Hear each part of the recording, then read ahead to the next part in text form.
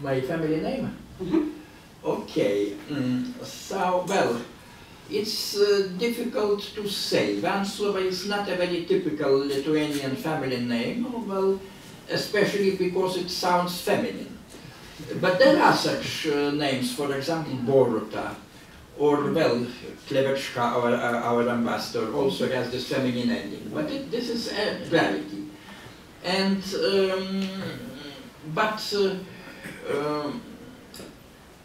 there is a sort of a legend in our family that we came from the Czech immigrants. In the early 15th century, the Czech Hussites, who were, well, who separated, so to speak, from the Catholics, they were very early religious reformers.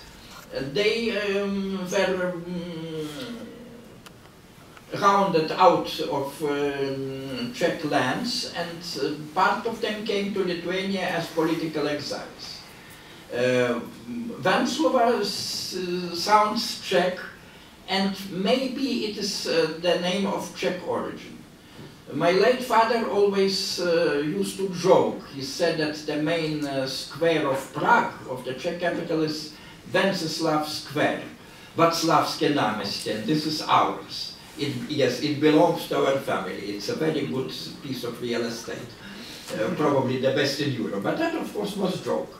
It was never proven, never proven that we were of any Czech ancestry, but it is possible. So now speaking about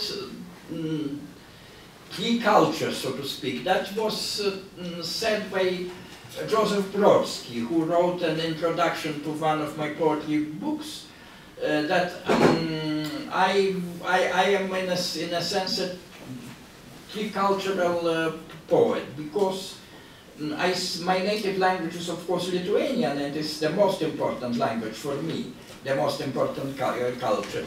But from the early childhood I also speak Russian, and from early youth I also speak Polish on virtually native level.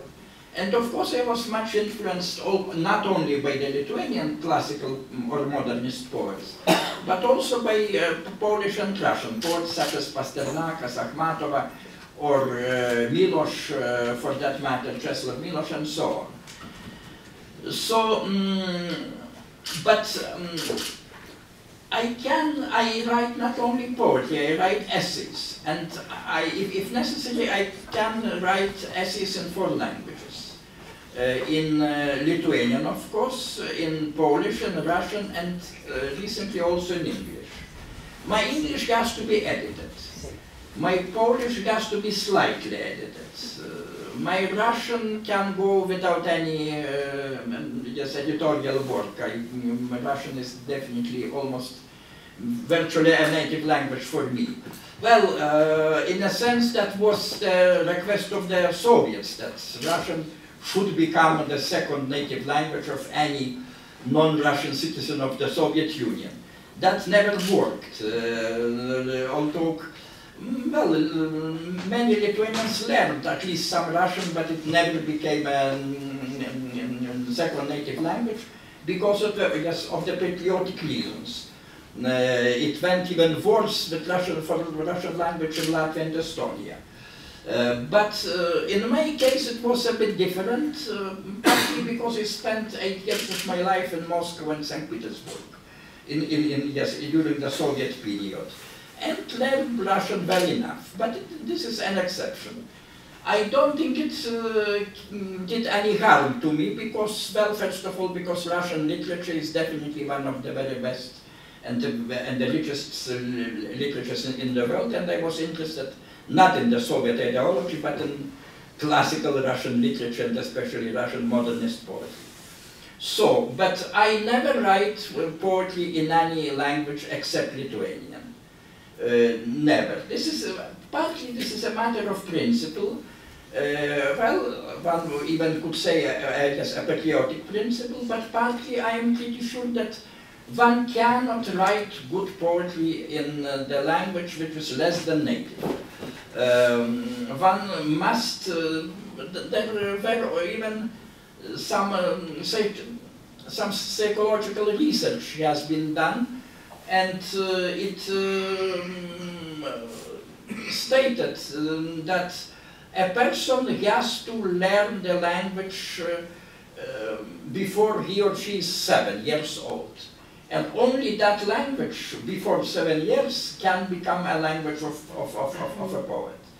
There are various examples of poets who tried to write in languages other than their own language. A good example is Rainer Maria Rilke. He wrote in German, also in French, and even tried his hand in Russian.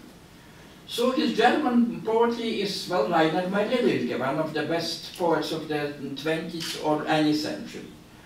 His French poetry is simply banal, not interesting. His Russian poetry is terrible. It's funny and, well, it's first of all ungrammatical, it's simply bad from the language point of view, also very naive and so on. So he was not successful. In prose, something happens. You know that there were two great English language writers, Joseph Conrad and Vladimir Nabokov. Joseph Conrad, he was of Polish origin, his native language was Polish.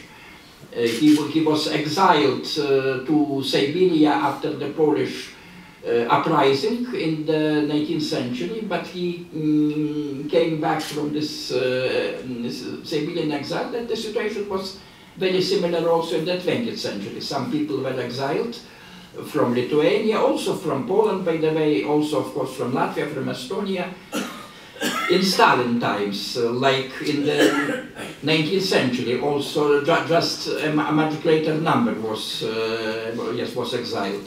But some of them survived and came back. So Joseph Conrad came back and he managed to leave the Russian Empire and go to England. He learned English when he was 18 years old, but he became one of the very best English fiction writers. Vladimir Nabokov, a Russian, he knew English from early childhood, probably before he was 7. He learned English simply at home. He came from a wealthy and well-educated family, and he got an English governess, so to speak, and his English was good enough for becoming one of the great English language fiction writers. But this is possible when one speaks about fiction. It's virtually impossible with poetry. Joseph Brodsky, for example, tried to write some poetry in English and translate his own poetry into English, and he was not terribly successful. His English poetry is considered to be, well, awkward, so to speak. So I never tried my hand in writing English poetry or, for that matter, Polish or Russian poetry. Never. Then, speaking about the American influence, well, I live in America for 30 years. Was there any influence of American poets, which I also translated? I have translated Auden and Frost and, well, many others, including Ashbery, for example, a postmodernist, a very strange poet. I tried my hand on that, but well, it's difficult to tell. Of course, my poetry changed in the migration. I would say it became more epic, more narrative, more ironic, less melodramatic in comparison with my youth. But that may be not the influence of the American context, but simply of my age. The only thing which I learned from English language poetry, reading English language poetry, was strange and unusual rhyming patterns. When the first line is rhymed with the 9th line, the second line with the 5th line, the third line with the 4th, and so on and so on.